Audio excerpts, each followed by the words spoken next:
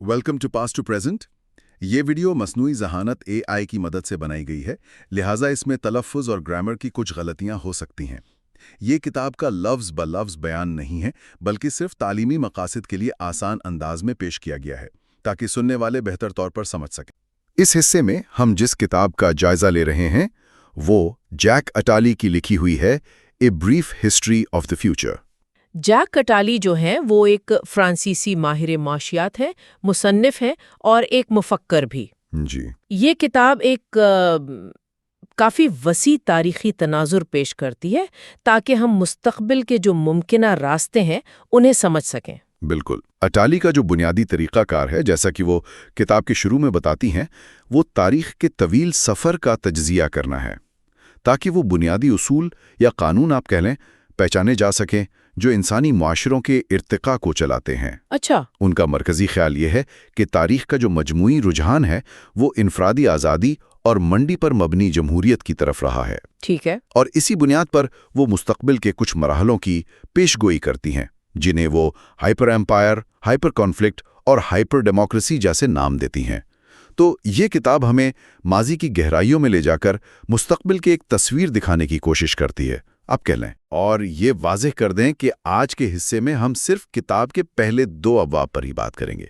जो बाकी अब्वाब हैं उन पर हम आइंदा हिस्सों में बात करेंगे। जी बिल्कुल। तो आइए इंसानी तारीख के इस तवील सफ़र का आगाज़ करते हैं बाब 1 के साथ। पहला बाब है अ वेरी लॉन्ग हिस्ट्री। इसका आगाज़ इंसानियत की बिल्कुल इब्तिदाई हालत से होता है। जी, पहली सुर्खी है नोमैडिज्म, कैनिबलिज्म, सेक्सुअलिटी। अताली यहाँ बयान करती हैं कि इंसान का आगाज़ खाना बदूशी से हुआ, मतलब लाखों साल के इर्तिका के बाद जो इब्तदाई इंसान थे, जैसे होमो हैबिलिस और फिर होमो इर्गेस्टर, उन्होंने औजार बनाना सीखा, आग का इस्तेमाल शुरू किया और शायद ज़बान की इब्तदाई शक्लें भी इख्तियार कीं। अच्छा। बका का दारोमदार शिकार पर था और एक जगह से दूसरी जगह मुंतकिल होने पर। फिर वक्त के साथ होमो सेपियंस गालिब आ गए। इन इब्तदाई इंसानी गुरूहों में जाहिर है वसाइल के लिए पनाहगाहों और साथियों के लिए झड़पें होती थीं। अताली के मुताबिक वो आदमखोरी यानी कैनिबलिज्म भी राइज थी, जिसका मकसद शायद दुश्मन की ताकत हासिल करना था या कोई रूहानी रस्म पूरी करना। ये तो इंसानी तारीख का एक बहुत ही आप कह लें तारीख और पुरतशद्दद आगाज़ लगता है। इस हालत से मुआशरा मतलब मुनज़्ज़म कैसे होना शुरू हुआ? यही अगला मरहला है, जिसकी सुर्खी है रिचुअलाइजेशन, सेडेंट्राइजेशन।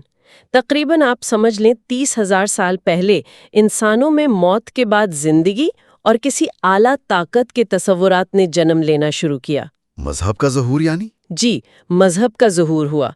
अचाली कहती हैं कि आदमखोरी की जगह रफ्ता रफ्ता मजहबी कुर्बानियों ने ले ली।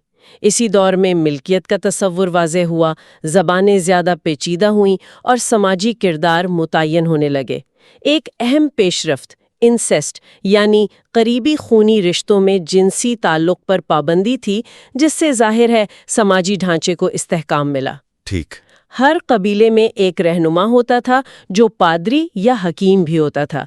वो मजहबी रसूमात के जरिए समाज में तशद्दुद को काबू में रखने की कोशिश करता था। और इसी दौर में तिजारत और मुस्तकिल आबादकारी का भी आगाज हुआ। जी बिल्कुल। इब्तिदाई तिजारत अक्सर खामोश बाजार की शक्ल में होती थी, यानी बगैर बातचीत के चीजों का तबादला होता ताकि लड़ाई झगड़े से बचा जा सके। अच्छा, ये तो दिलचस्प है। जी, फिर ज़राअत की दरियाफ्त ने सबसे बड़ा इनकलाब बर्पा किया। इंसानों ने मुस्तकिल तौर पर एक जगह रहना शुरू किया, जिससे पहले गांव बने।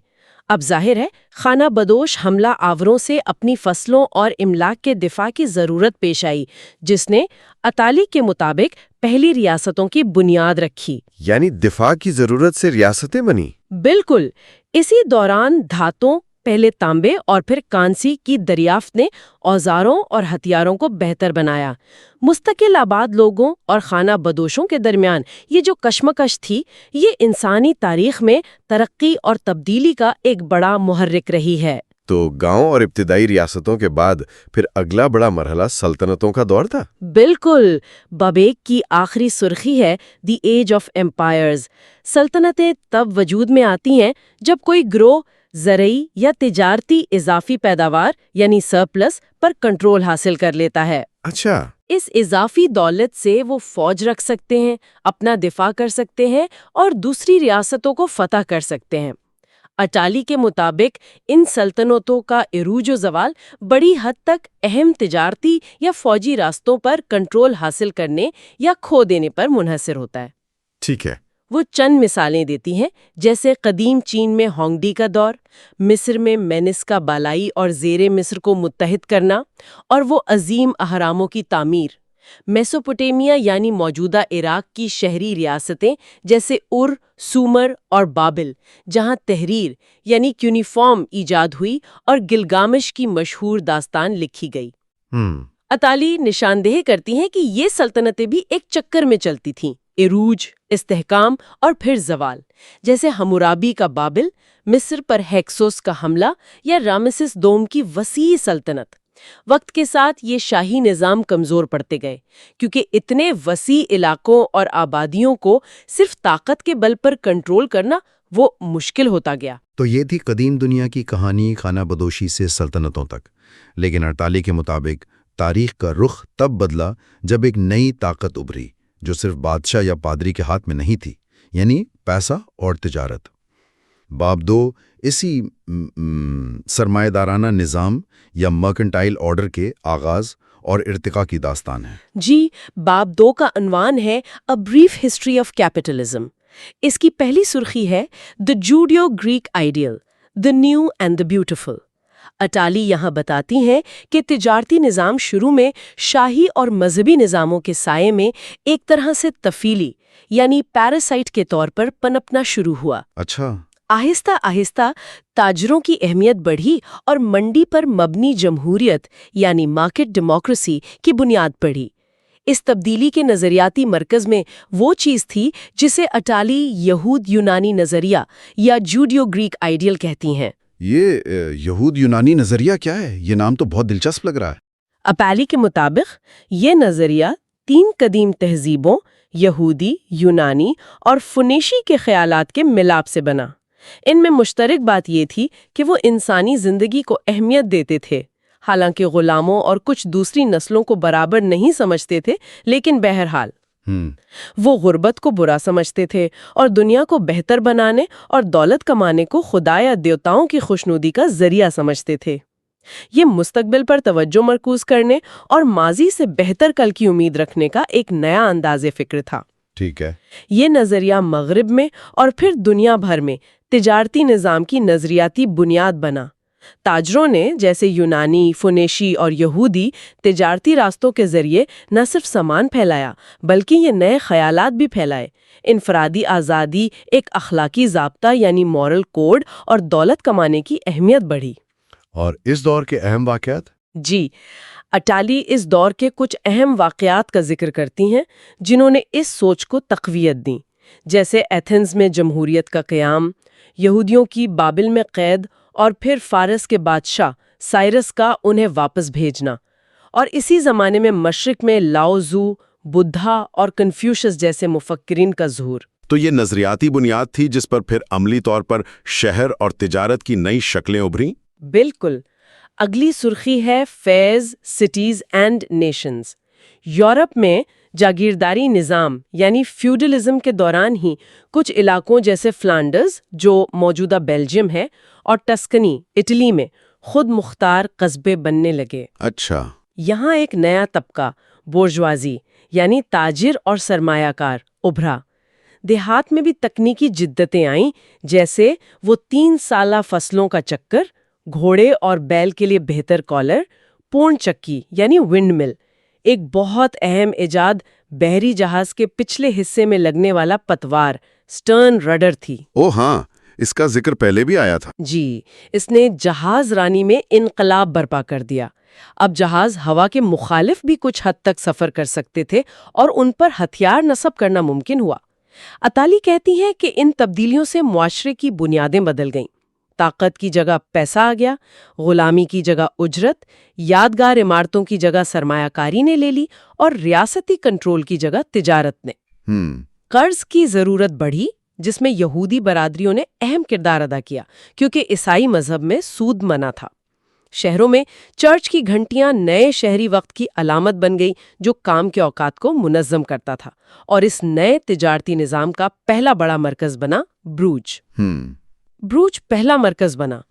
اطالی یہ بھی کہتی ہیں کہ یہ تجارتی نظام ہمیشہ ایک مرکز کے گرد گھومتا ہے۔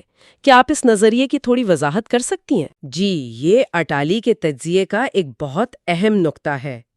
سرخی ہے فرام ون کور ٹو اندر۔ ان کے مطابق تجارتی نظام کی تاریخ دراصل ایک کے بعد ایک ابھرنے والے عالمی مراکز یا کورس کی تاریخ ہے۔ ہر دور میں ایک شہر یا علاقہ ایسا ہوتا ہے جو جدت ترازی یعنی انوویشن، سرمایہ اور تجارت کا مرکز بن جاتا ہے۔ ٹھیک ہے۔ یہ کور بہترین ہنرمندوں، تاجروں اور سرمایہ کاروں کو اپنی طرف کھینچتا ہے۔ کور بننے کے لیے عام طور پر ایک وسیع زرعی علاقہ اور ایک بڑی بندرگاہ ضروری ہوتی ہے۔ یہ کور عالمی معیشت پر غلبہ رکھتا ہے، سرمایہ کو کنٹرول کرتا ہے، قیمتیں طے کرتا ہے، منافع اکٹھا کرتا ہے، ارد گرد کے علاقوں یعنی پیریفری میں اجرتیں کم رکھتا ہے، اپنی حفاظت کے لیے فوج رکھتا ہے اور اپنی طاقت کو نظریاتی جواز بھی فراہم کرتا ہے، جیسے آزادی، جمہوریت، ترقی وغیرہ۔ اور یہ مرکز ہمیشہ ایک ہی نہیں رہتا، مطلب بدلتا رہتا ہے؟ نہیں، اطالی کہتی ہیں کہ یہ نظام مستقل تبدیلی کی حالت میں رہتا ہے۔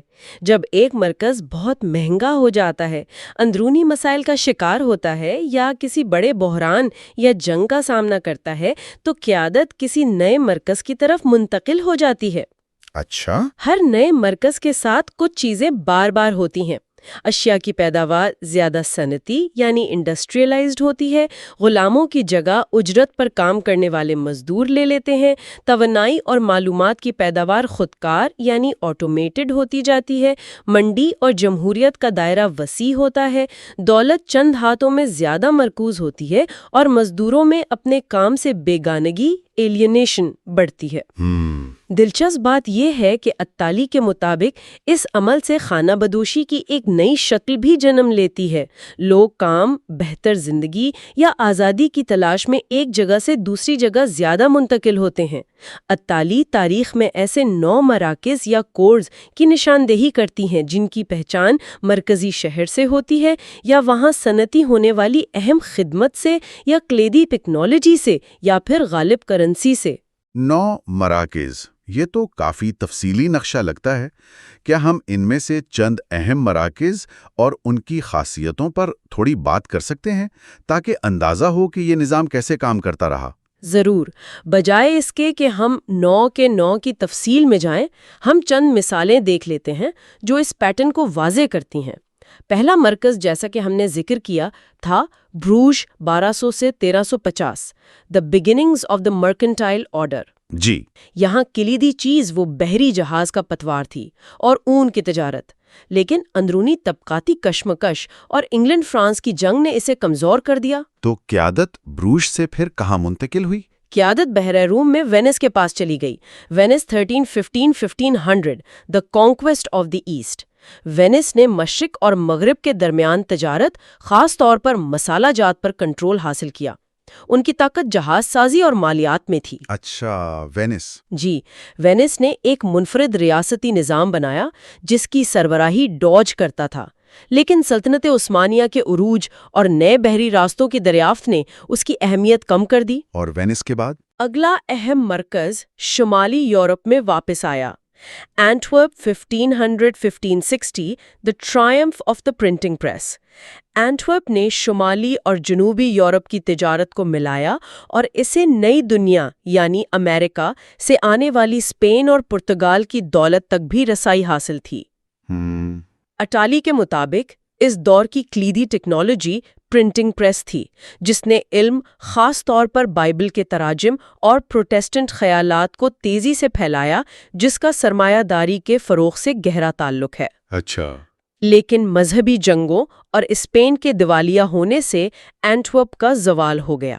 اس کے بعد مالیات کا مرکز جنووا بنا، لیکن وہ بھی زیادہ دیر نہیں چلا۔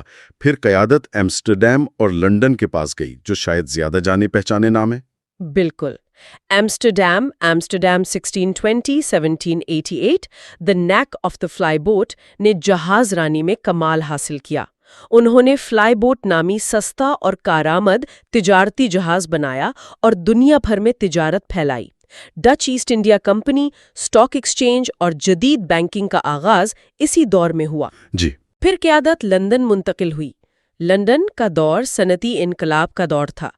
بھاپ کے انجن یعنی سٹیم انجن نے ٹیکسٹائل، کوئلے، ریلوے اور جہاز رانی کو بالکل بدل دیا۔ لندن دنیا کا مالیاتی مرکز بن گیا اور برطانوی سلطنت اپنے عروج پر پہنچی۔ یہاں میریٹائم کرونومیٹر جیسی ایجادات نے سمندری سفر کو بہت آسان بنا دیا تھا۔ لندن کے زوال کی کیا وجوہات تھیں؟ وہی پرانی کہانی؟ جی، وہی پرانا پیٹرن۔ اخراجات میں اضافہ، دوسرے ممالک جیسے امریکہ اور جرمنی سے مقابلہ، اور مالیاتی بحران۔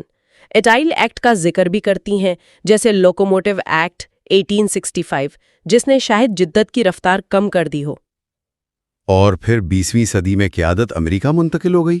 جی ہاں، پہلے بوسٹن۔ اس دور کی کلیدی ٹیکنالوجی تھی انٹرنل کمبسچن انجن، جس سے گاڑیاں بنی، Ford model T, assembly line اور ہوائی جہاز بنے۔ اس نے پوری امریکی معاشیت کو بدل دیا۔ لیکن پھر پیداواری لاگت بڑھی اور 1929 کا وہ عظیم کساد بازاری گریٹ ڈپریشن آ گیا۔ اطالی اس کا تعلق تیل کمپنیوں کے گٹ جوڑ سے بھی بتاتی ہیں؟ اور عظیم کساد بازاری کے بعد نیو یارک مرکز بنا؟ بالکل، New York 1929-1980، the triumph of electricity. اس دور میں بجلی کا استعمال عام ہوا۔ گھریلو اشیاء جیسے washing machine, refrigerator, radio, T V نے زندگی بدل دی۔ بلند عمارتیں یعنی اسکائی اسکریپرز ممکن ہوئیں۔ ٹرانزسٹر کی ایجاد نے الیکٹرونکس میں انقلاب برپا کیا۔ امریکہ دوسری جنگ عظیم کے بعد سپر پاور بن کر ابھرا۔ لیکن پھر اس کا بھی زوال آیا۔ جی، پھر 1970 کی دہائی میں تیل کے بحران، مہنگائی اور وہ معاشی سستی جسے سٹیگفلیشن کہتے ہیں، یعنی معیشت رک گئی تھی مگر مہنگائی بڑھ رہی تھی، اور جاپان جیسے ممالک سے مقابلے نے نیو یارک کے دور کو بھی زوال پذیر کر دیا۔ تو ہم آ پہنچے ہیں 9ویں اور اطالی کے مطابق ممکنہ طور پر آخری مرکز پر۔ جی، نواں مرکز ہے لاس اینجلس 1980، کیلیفورنین نومیڈزم۔ اس دور کا آغاز انفارمیشن ٹیکنالوجی یعنی IT کے انقلاب سے ہوا۔ مائکرو پروسیسر، پرسنل کمپیوٹر اور پھر انٹرنیٹ نے معیشت اور معاشرت کو بنیادی طور پر تبدیل کر دیا۔ بالکل۔ مالیاتی خدمات انتہائی تیز رفتار ہو گئیں۔ خانہ بدوش اشیاء یا نومیڈک آبجیکٹس جیسے واک مین، موبائل فون، لیپ ٹاپ عام ہو گئے۔ اطالی یہاں پالتو جانور رکھنے کے بڑھتے ہوئے رجحان کو سیمرنو ایڈزم کہتی ہیں، یعنی یہ ایک طرح سے پرانے خانہ بدوش دور کی نقل ہے جہاں انسان جانوروں کے ساتھ سفر کرتا تھا، بس اب یہ نقل شہری زندگی میں ہو رہی ہے۔ یہ تو بڑا دلچسپ نکتہ ہے، لیکن کیا اس 9ویں دور میں بھی وہی پرانے مسائل نظر آتے ہیں؟ عدم مساوات وغیرہ؟ اطالی کے مطابق بالکل۔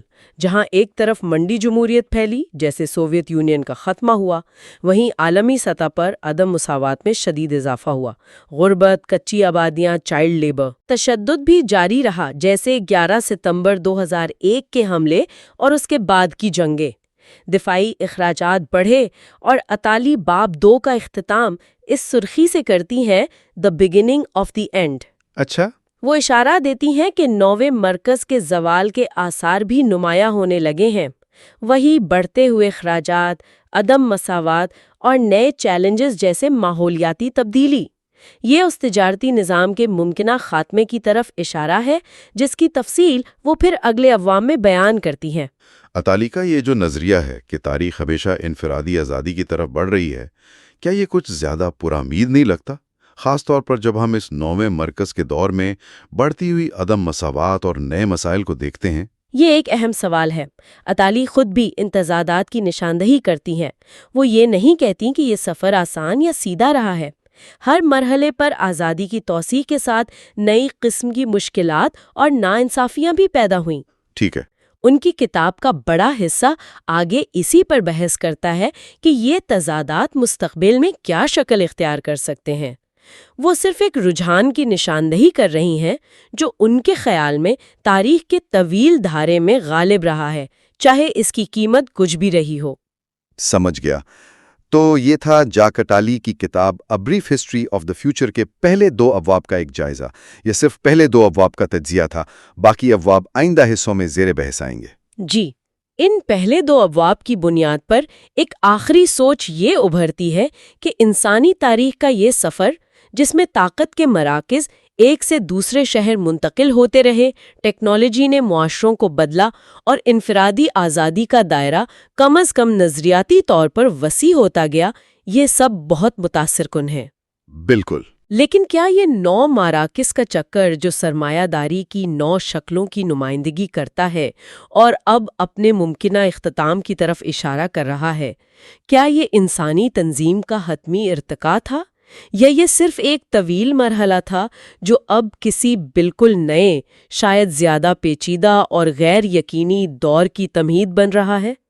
اٹالی کی کتاب ہمیں اسی سوال پر اس حصے میں ہم صرف کتاب کے 3 اور 4 باب پر بات کریں گے۔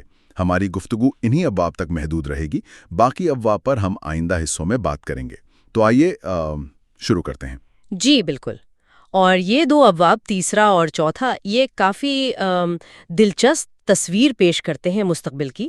پہلے امریکی طاقت کا زوال اور پھر ایک بالکل ہی نئی قسم کی عالمی طاقت کا ظہور، جسے وہ سپر امپائر کہتے ہیں۔ جی، سپر امپائر۔ تو ہم کوشش کریں گے کہ اٹالی کی ان پیش گوئیوں کو سمجھیں، ان کے پیچھے جو وہ دلائل دیتے ہیں ان کو دیکھیں۔ ٹھیک ہے، تو باب 3 کا عنوان ہے the end of the American empire, یعنی امریکی سلطنت کا خاتمہ۔ یہ تو کافی بڑی پیش گوئی ہے۔ اٹالی کے خیال میں یہ کیسے ہوگا؟ مطلب کب تک اور وجہ کیا ہوگی؟ کوئی نیا ملک آئے گا؟ نہیں، یہی تو دلچسپ بات ہے۔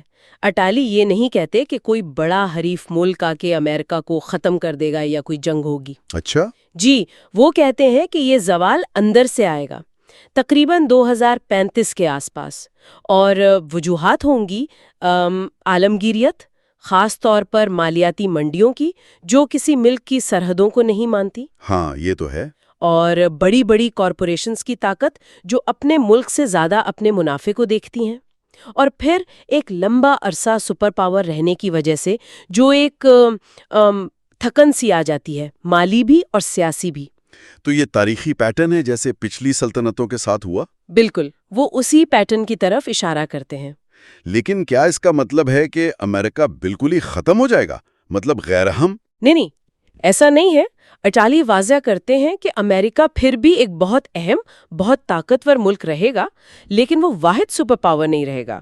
دنیا کثیر مرکزی ہو جائے گی، پولی سینٹرک۔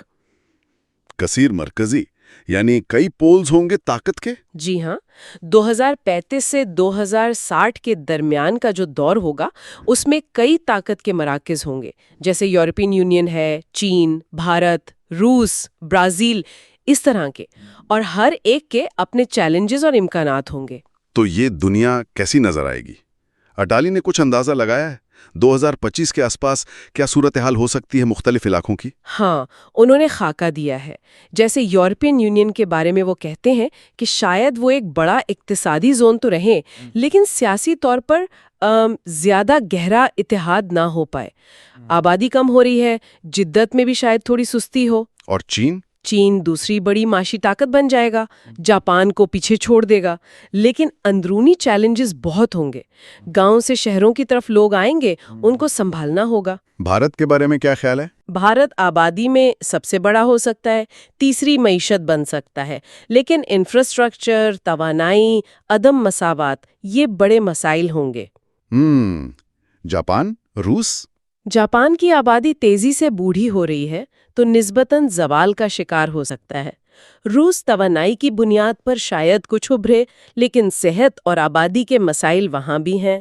لاطینی امریکہ میں میکسیکو، برازیل اہم ہو سکتے ہیں، لیکن وہاں بھی شہری مسائل، کرپشن وغیرہ رہیں گے۔ تو یہ ایک بکھری ہوئی سی تصویر لگتی ہے، طاقت کئی جگہ تقسیم ہو رہی ہے، لیکن اسی دوران جو امریکی ماڈل ہے جسے اٹالی 9ویں شکل یا کیلیفورنیا کا خانہ بدوشانہ انداز کہتے ہیں، اس کا کیا بنے گا؟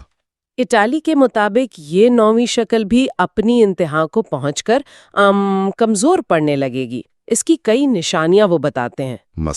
مثلاً ہر چیز کی رفتار بہت تیز ہو رہی ہے۔ ٹیکنالوجی، فیشن، برانڈز سب بہت جلدی آتے جاتے ہیں۔ لوگوں پر مسلسل دباؤ ہے کہ نئی چیزیں سیکھیں، اپڈیٹ رہیں۔ ہاں، یہ تو آج بھی محسوس ہوتا ہے۔ لوگ قرض میں ہیں لیکن ساتھ ہی سکون بھی ڈھونڈ رہے ہیں۔ سفر میں زیادہ وقت لگ رہا ہے تو گاڑیاں، ٹرینیں وہ بھی ایک طرح سے دفتر یا گھر بنتی جا رہی ہیں۔ اور انڈسٹریز؟ 2 انڈسٹریز بہت اہم ہو رہی ہیں۔ ایک انشورنس جو ہمیں خطرات سے بچانے کا وعدہ کرتی ہے، اور دوسری تفریحی صنعت جو ہمیں حقیقت سے فرار کا راستہ دکھاتی ہے۔ اور ٹیکنالوجی سب میں کہاں فٹ ہوتی ہے؟ آپ نے خانہ بدوشانہ ہمہ گیریت یعنی نومیڈک اوبیکوٹی کا ذکر کیا تھا، یہ کیا ہے؟ نومیڈک اوبیکوٹی یہ تصور ہے کہ 2030 تک ہم سب ہر وقت ہر جگہ ایک دوسرے سے اور معلومات سے جڑے ہوں گے۔ انٹرنیٹ کے ذریعے؟ جی، تیز رفتار انٹرنیٹ، چھوٹے ہلکے گیجٹس ہوں گے جن سے ہم تقریباً سب کچھ کر سکیں گے۔ اٹالیا اسے عالمگیر خانہ بدوش شے کہتے ہیں۔ کم قیمت کمپیوٹر، ورچوئل خبریں، آن لائن تعلیم، علاج، یہاں تک کہ گھر میں روبوٹس ہوں گے جو ہماری مدد بھی کریں گے اور شاید نگرانی بھی۔ نگرانی؟ جی، تو یہ ٹیکنالوجی ہمیں ایک طرح سے خانہ بدوش بنا دے گی، چاہے ہم جسمانی طور پر ایک ہی جگہ ہوں۔ یہ تو ایک طرف آسانیاں ہیں، لیکن چیلنجز بھی تو ہوں گے۔ آبادی، وسائل کی کمی، ان کا کیا ذکر ہے؟ جی ہاں، آسٹریلیا کئی بڑی قلتوں کی طرف اشارہ کرتے ہیں۔ ایک تو دنیا بوڑھی ہو رہی ہے، شرح پیدائش کم، عمریں لمبی، خاص طور پر امیر ملکوں میں۔ اس سے ہیلتھ کیئر، پینشن، ان سب پر زبردست دباؤ پڑے گا۔ اور شہروں کی آبادی بہت بڑھے گی، لوگ گاؤں سے شہر آئیں گے، غریب ملکوں سے امیر ملکوں کی طرف جائیں گے، میگا سٹیز بنیں گی، کچی آبادیاں بڑھیں گی۔ اور وسائل جیسے پانی، توانائی ایک بڑا مسئلہ ہوگا۔ تیل مہنگا ہوگا، متبادل توانائی کی طرف جانا پڑے گا، جیسے نیوکلیئر، سولر، ونڈ، بایو ماس۔ لیکن ان کی اپنی حدود ہیں۔ پانی کی قلت بڑھے گی، خاص طور پر مشرق وسطی افریقہ میں، جس سے تنازعات بھی ہو سکتے ہیں۔ اور خوراک کا کیا ہوگا؟ خوراک کے لیے شاید جی ایم اوز پر انحصار بڑھے، جنگلات کم ہوں گے، اور سب سے بڑھ کر ماحولیاتی تبدیلی۔ درجہ حرارت بڑھے گا، برف پگھلے گی، سمندر کی سطح بلند ہوگی، بہت سے ساحلی علاقے رہنے کے قابل نہیں رہیں گے، ماحولیاتی مہاجرین ہوں گے۔ یہ تو بہت سنگین مسائل ہیں۔ کیا ٹیکنالوجی ان کا حل نہیں نکال پائے گی؟ ارکالی اس بارے میں کیا کہتے ہیں؟ وہ ایک اور دلچسپ بات کرتے ہیں۔ وہ کہتے ہیں کہ 2030 کے آس پاس ٹیکنالوجی کی ترقی کی رفتار شاید کم ہو جائے۔ کم ہو جائے؟ کیوں؟ وہ کہتے ہیں کہ جیسے مائکرو پروسیسر کی رفتار بڑھنے کی ایک حد ہوتی ہے جسے مور کا قانون کہتے ہیں، وہ شاید اپنی انتہا کو پہنچ جائے۔ بیٹری ٹیکنالوجی میں بھی شاید بڑی پیش رفت نہ ہو۔ تو نئی ایجادات کے لیے بہت زیادہ سرمایہ اور رسک لینے کی ضرورت ہوگی، اور جو مالیاتی منڈیاں ہیں وہ اکثر قلیل مدتی منافع پر زور دیتی ہیں، تو شاید وہ لمبی پرخطر تحقیق میں پیسہ نہ لگائیں۔ اور پھر وہ وقت کی قلت کی بات کرتے ہیں۔ جی، حتمی قلت وقت کی ہوگی۔ ہمارے پاس کام کرنے کے لیے، پیداوار کے لیے وقت کم ہوتا جائے گا، جبکہ سفر میں، معلومات حاصل کرنے میں، ان سب میں وقت زیادہ لگے گا۔ تو یہ سارے عوامل مل کر اندرونی تھکن، عالمی منڈیوں کا دباؤ، وسائل کی کمی، ٹیکنالوجی کی ممکنہ سست روی، یہ سب امریکی سلطنت کے زوال کا باعث بنیں گے۔ اٹالی کوئی خاص ٹریگر پوائنٹ بتاتے ہیں؟ وہ 2007-2008 کے مالیاتی بحران کو ایک اہم موڑ ضرور سمجھتے ہیں۔ اس نے ریاست کی کمزوری اور مالیاتی نظام کے خطرات کو واضح کیا۔ صحیح۔ اگرچہ امریکہ اس سے نکل آیا، لیکن اندرونی مسائل بڑھتے گئے، انفراسٹرکچر کمزور ہوتا گیا، صحت، تعلیم، سیکیورٹی پر اخراجات بڑھتے گئے۔ اٹالی کا خیال ہے کہ 2030 کے لگ بھگ ایک فیصلہ کن موڑ آئے گا۔ وہ کیا ہوگا؟ امریکی کمپنیاں پوری طرح گلوبل ہو جائیں گی، انہیں امریکی مفاد سے کوئی لینا دینا نہیں رہے گا، مالیاتی نظام اور غیر مستحکم ہوگا، اور سب سے اہم بات، ایشیائی ممالک خاص طور پر چین، جو اب تک امریکی قرض خرید کر امریکی معیشت کو سپورٹ کر رہے تھے، وہ پیسہ نکال لیں گے؟ جی، انہیں اپنے ملک میں وسائل کی ضرورت ہوگی تو وہ امریکی بانڈز خریدنا بند کر دیں گے یا بیچنا شروع کر دیں گے۔ اور اس کا نتیجہ ایک بڑا کریش۔ ہاں، اطالی ایک بڑی مالیاتی تباہی کی پیشگوئی کرتے ہیں۔ امریکی قرضوں پر سود بہت بڑھ جائے گا، کریڈٹ نہیں ملے گا، ہاؤسنگ مارکیٹ بیٹھ جائے گی، حکومت شاید مفلوج ہو جائے۔ یہ نویں شکل یعنی کیلیفورنیا ماڈل کا خاتمہ ہوگا۔ اس کے بعد امریکہ کا کیا بنے گا؟ اٹالی دو امکانات بتاتے ہیں، یا تو وہ یورپی طرز کی سوشل ڈیموکریسی بن جائے یا پھر کسی قسم کی آمریت آ جائے، لیکن یہیں سے وہ کہتے ہیں کہ 10ویں شکل کی طرف منتقلی شروع ہوگی۔ 10ویں شکل، اور اس کا مرکز کہاں ہوگا؟ امکان یہی ہے کہ مرکز پھر بھی امریکہ میں ہی ہو، شاید جنوبی کیلیفورنیا اور میکسیکو بارڈر کے قریب کہیں، اور یہ منتقلی ہمیں سیدھا باب 4 کی طرف لے جاتی ہے۔ ٹھیک ہے، باب 4 کا عنوان ہے first wave of the future, planetary empire, یعنی مستقبل کی پہلی لہر، سیاروی سلطنت۔ اچھا، یہ سیاروی سلطنت یا سپر ایمپائر یہ کیا چیز ہے؟ کوئی ایک ملک پوری دنیا پر حکومت کرے گا؟ نہیں، روایتی سلطنت جیسی نہیں ہوگی یہ۔ اٹالی کا خیال ہے کہ وہ جو کثیر مرکزی دنیا بنے گی 2025 کے بعد، وہ زیادہ دیر نہیں چلے گی۔ کیوں؟ کیونکہ مارکیٹ یعنی منڈی کوئی حد برداشت نہیں کرتی، وہ ریاست کی طاقت کو آہستہ آہستہ ختم کر دے گی۔ تو یہ سپر ایمپائر اصل میں عالمی منڈی کا مکمل غلبہ ہے۔ ریاست حکمران نہیں ہوگی، منڈی حکمران ہوگی۔ منڈی حکمران ہوگی؟ یہ کیسے ہوگا؟ ریاست کا کیا ہوگا پھر؟ ریاست کا کردار بہت کم ہو جائے گا۔ جو عوامی خدمات ہیں، تعلیم، صحت، انصاف، یہاں تک کہ پولیس، فوج، یہ سب نجی شعبے میں چلی جائیں گی، پرائیویٹائز ہو جائیں گی۔ جی، پہلے یہ کمرشلائز ہوں گی، پھر ٹیکنالوجی ان کی جگہ لے لے گی۔ اٹالی نگران یا واچرز کا ذکر کرتے ہیں۔ یہ نگرانی کرنے والے آلات یا مشینیں ہوں گی، نینو ٹیکنالوجی، بائیو ٹیکنالوجی، یہ سب استعمال ہوں گی۔ یہ مشینیں ہماری صحت، تعلیم، سیکیورٹی سب کی نگرانی کریں گی اور انہیں ٹھیک بھی کریں گی۔ نگرانی، یہ تو کچھ ڈراؤنا سا لگتا ہے، کیا لوگ مان جائیں گے؟ اٹالی اس کے 2 مرحلے بتاتے ہیں۔ پہلا ہے ہائپر سرویلنس۔ اس میں مارکیٹ کا قانون جمہوریت سے زیادہ اہم ہو جائے گا۔ ہر چیز، ہر شخص ٹریک ہوگا۔ انشورنس کمپنیاں بہت طاقتور ہو جائیں گی، وہ اصول بنائیں گی کیسے رہنا ہے، کیا کھانا ہے، کتنا محفوظ رہنا ہے۔ جو نہیں مانے گا اسے زیادہ قیمت دینی پڑے گی۔ اور دوسرا مرحلہ؟ دوسرا ہے سیلف سرویلنس، یعنی ہم خود اپنی نگرانی کریں گے۔ سیلف مانیٹرز ہوں گے جو 24/7 ہماری صحت، کارکردگی، علم سب کو مانیٹر کریں گے، تاکہ ہم اصولوں پر پورا اتر سکیں۔ بالکل۔ اور پھر آئیں گے سیلف ریپیررز، ایسی ٹیکنالوجیز جو ان مانیٹرز کے ذریعے ملنے والی خامیوں کو ٹھیک کریں گی، چاہے وہ جسمانی ہو یا ذہنی۔ یا خدا! تو اس سب کا مطلب ہے کہ قومی ریاستیں، ملک وغیرہ یہ بالکل بے معنی ہو جائیں گے؟ اٹالی کے مطابق جی ہاں، ریاست کے پاس نہ ٹیکس لینے کی طاقت رہے گی، نہ انصاف دینے کی، نہ سرحدوں کی حفاظت کی۔ یہ کام نجی کمپنیاں کریں گی، سیاسی جماعتیں ختم ہو جائیں گی، کمزور ملک تو شاید بالکل ہی ٹوٹ پھوٹ جائیں۔ اٹالی کا ایک جملہ ہے کہ کل کا مغرب آج کے افریقہ جیسا ہوگا۔ تو یہ سپر ایمپائر جہاں مارکیٹ ہی سب کچھ ہے، یہ ہوگی کیسی جگہ؟ کیا وہاں آزادی ہوگی؟ بظاہر نعرہ آزادی کا ہی ہوگا، لیکن اٹالی کہتے ہیں کہ اصل میں شدید بیگانگی ہوگی، ایلینیشن، تنہائی۔ ہر لمحہ، ہر رشتہ ایک تجارتی چیز بن جائے گا، کوئی گہرا سماجی تعلق نہیں رہے گا۔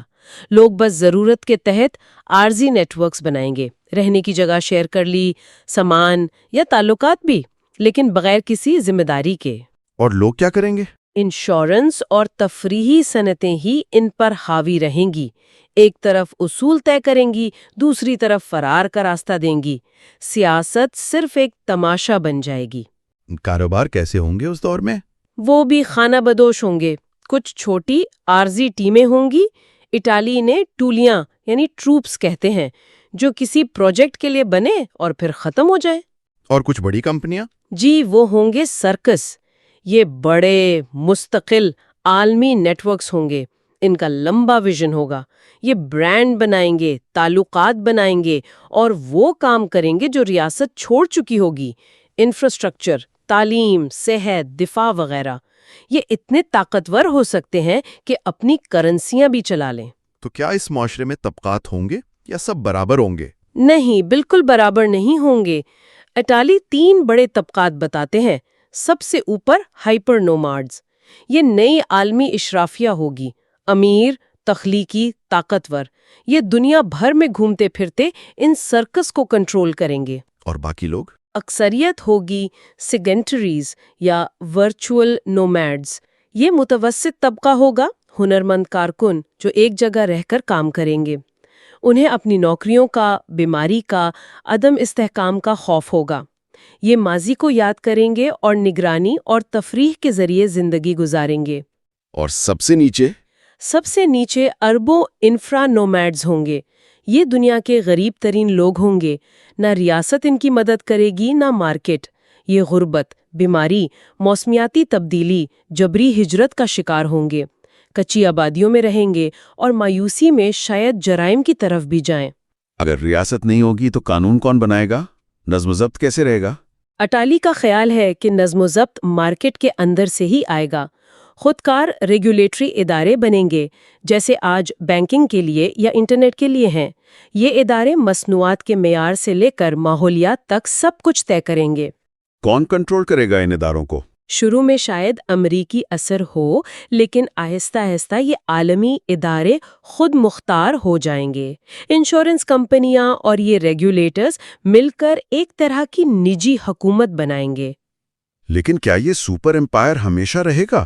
یہ تو ایک بہت ہی غیر انسانی سی تصویر لگ رہی ہے. نہیں، اٹالی یہی کہتے ہیں کہ یہ بھی ناکام ہوگا. شاید 2050 کے بعد اس کی اپنی اندرونی خرابیاں اسے لے ڈوبیں گی. کیا خرابیاں؟ شدید عدم مساوات جو سب کو نظر آئے گی، وہ ناقابل برداشت ہو جائے گی.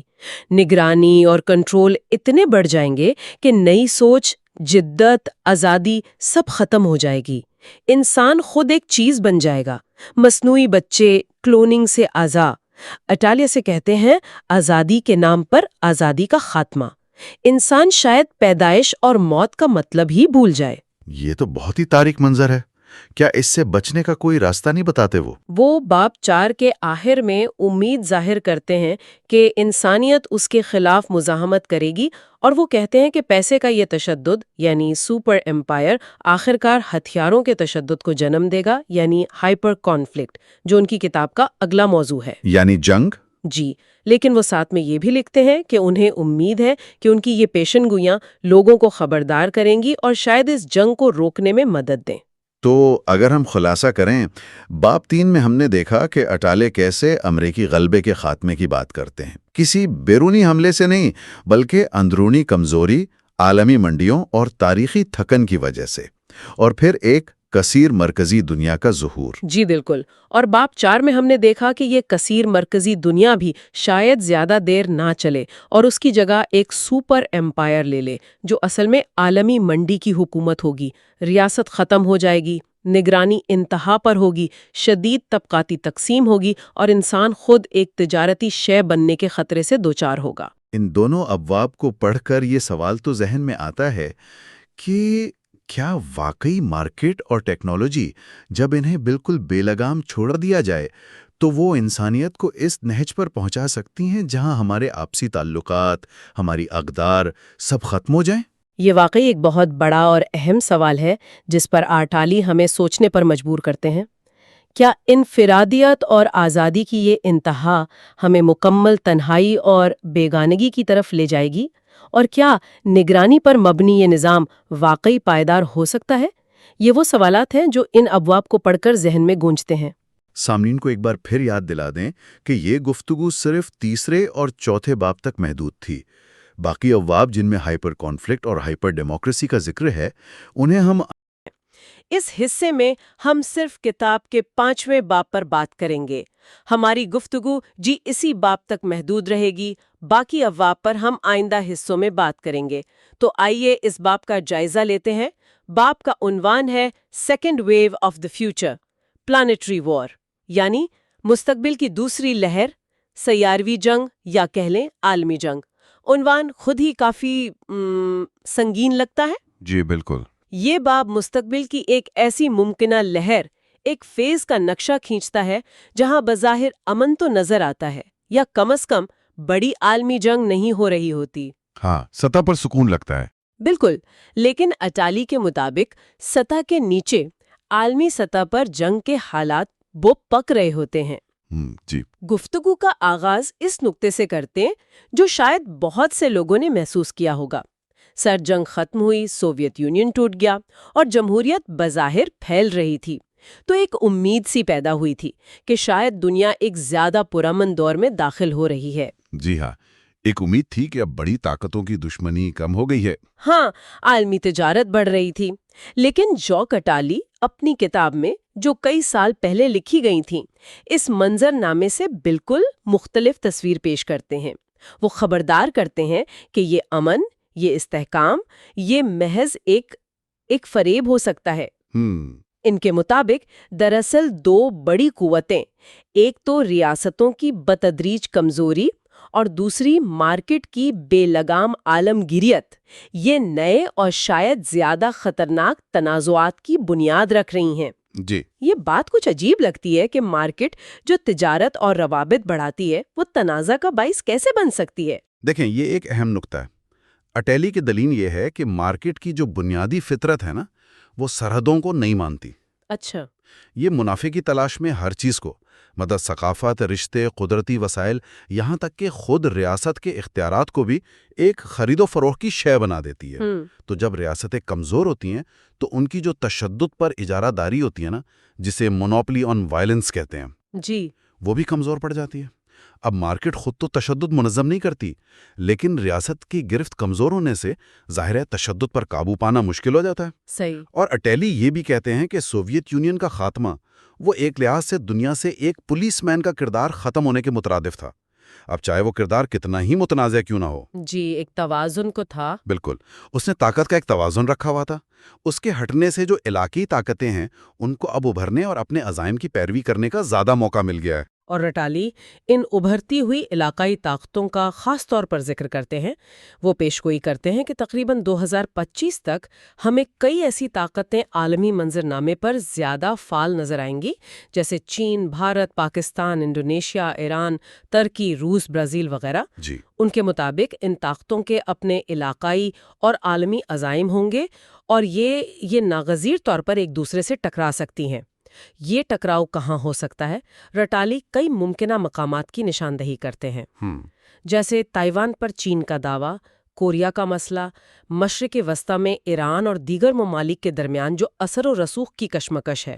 جی، اور وسائل کی دوڑ بھی۔ بالکل، قدرتی وسائل، خاص طور پر توانائی اور پانی، ان پر کنٹرول حاصل کرنے کی دوڑ۔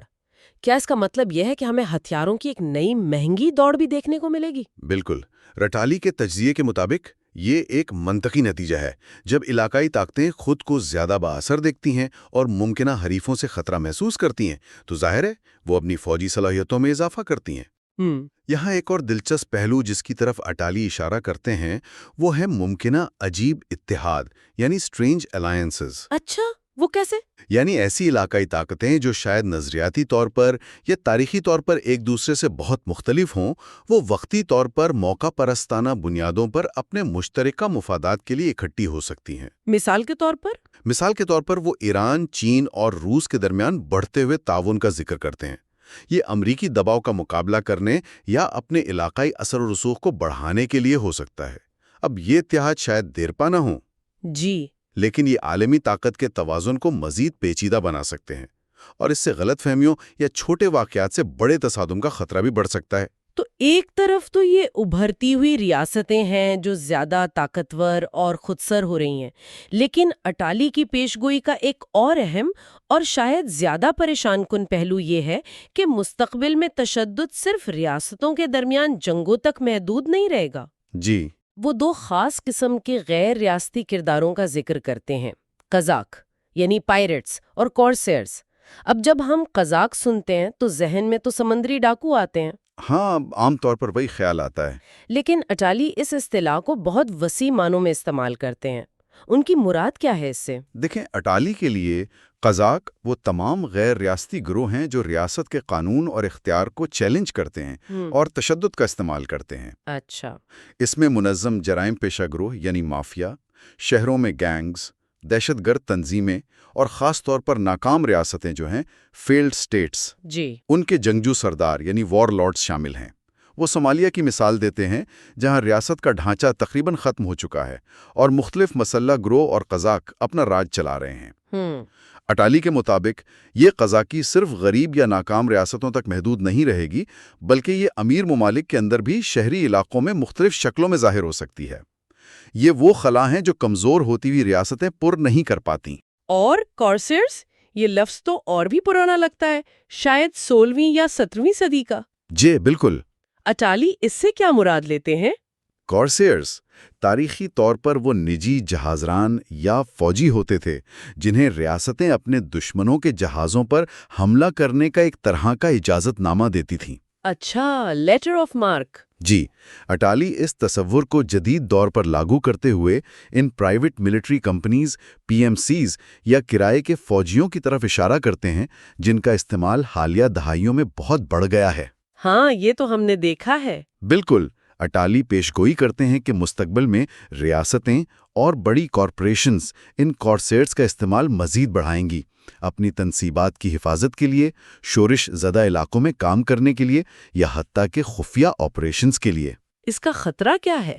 سب سے بڑا خطرہ یہ ہے کہ یہ کرائے کے فوجی اکثر بین الاقوامی قوانین اور جواب دہی کے نظام سے باہر کام کرتے ہیں۔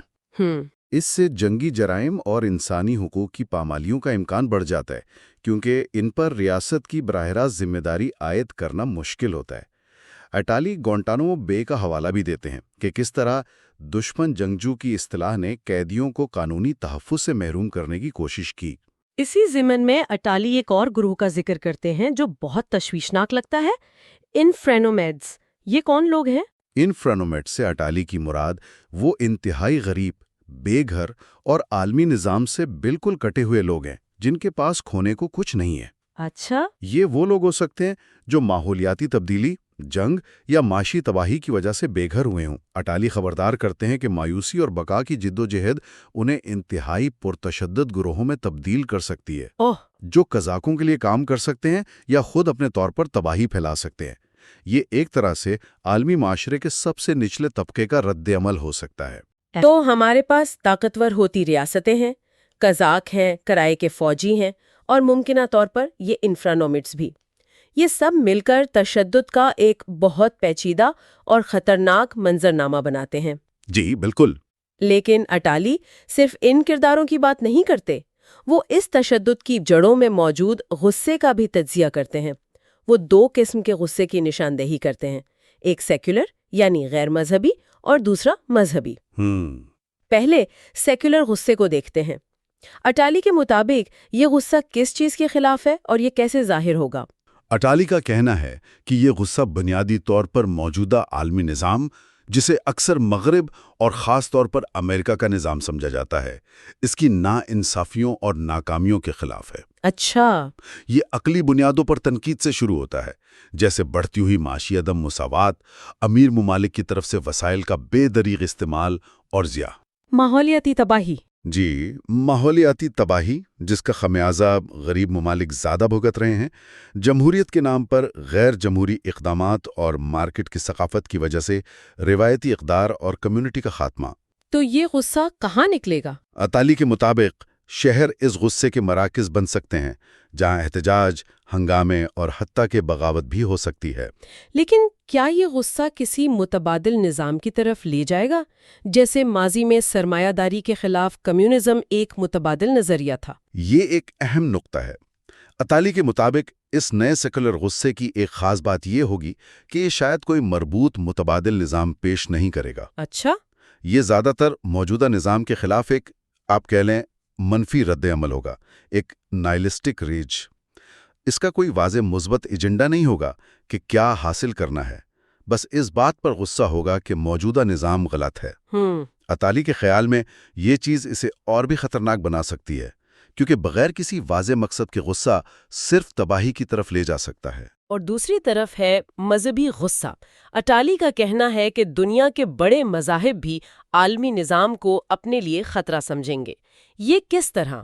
اٹالی کے مطابق بڑے مذاہب، خاص طور پر وہ مسیحیت اور اسلام کا تفصیل سے ذکر کرتے ہیں، وہ محسوس کریں گے کہ مارکیٹ کی عالمگیریت اور جو سیکولر اقدار ہیں وہ ان کے بنیادی عقائد، اخلاقی اصولوں اور خاص طور پر خاندان کے ادارے کے لیے خطرے ہیں۔ جی، یہ اقدار ان کے نزدیک مادیت پرستی، انفرادیت پسندی اور اخلاقی زوال کو فروغ دیتی ہیں۔ مسیحیت کے حوالے سے وہ کیا خاص نکات اٹھاتے ہیں؟ اٹالی کچھ مسیحی، خاص طور پر ایونجلیکل اور بنیاد پرست تحریکوں کی تنقید کا ذکر کرتے ہیں۔ یہ تحریکیں جدیدیت، سائنس، خاص طور پر ارتقاء اور سیکولرزم کی مخالفت کریں گی۔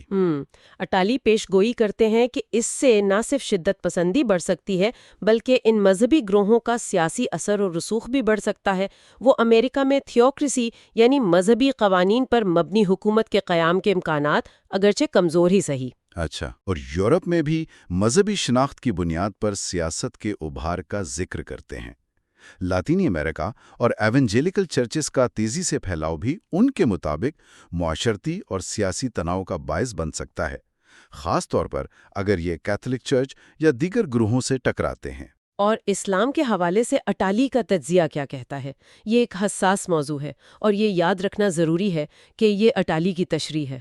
جی بالکل، یہ واضح کرنا بہت ضروری ہے کہ یہ اٹالی کا تجزیہ ہے جو وہ اپنی کتاب میں پیش کرتے ہیں۔ ان کے مطابق کئی مسلم اکثریتی ممالک میں مستقبل میں تھیوکریسی یعنی مذہبی حکومت یا کم از کم مذہبی قوانین سے متاثر آمریتوں کا غلبہ ہو سکتا ہے۔ وہ انسانی حقوق، خاص طور پر خواتین اور اقلیتوں کے حقوق کے حوالے سے ممکنہ مسائل کی نشاندہی کرتے ہیں۔ اٹالی ایک شدت پسند اقلیت کے عزائم کا بھی ذکر کرتے ہیں جو عالمی سطح پر کام کر سکتی ہے، جی، جن کے مقاصد میں وہ خلافت کا احیاء اور مغرب، جسے وہ اسلام کا دشمن سمجھتے ہیں، کے ساتھ ایک فیصلہ کن جنگ شامل کرتے ہیں۔ ان گروہوں کی اپیل کہاں زیادہ ہوگی؟ ان کے مطابق ان گروہوں کی اپیل خاص طور پر ان معاشروں میں زیادہ ہوگی جہاں آبادی تیزی سے بڑھ رہی ہے، نوجوانوں میں بے روزگاری ہے اور لوگ مغربی ثقافتی اثرات اور اپنی حکومتوں سے نالاں ہیں۔ کیا وہ کسی خاص نظریاتی بنیاد کا بھی ذکر کرتے ہیں؟ ہاں، اٹالی کچھ مخصوص مسلم مفکرین اور نظریات کا حوالہ دیتے ہیں جنہیں وہ ان شدت پسند گروہوں کے لیے نظریاتی بنیاد فراہم کرنے والا سمجھتے ہیں۔ ان میں وہ ابن حنبل، ابن تیمیہ، محمد ابن عبد الوہاب اور سید ابو العلا مودودی کا ذکر کرتے ہیں۔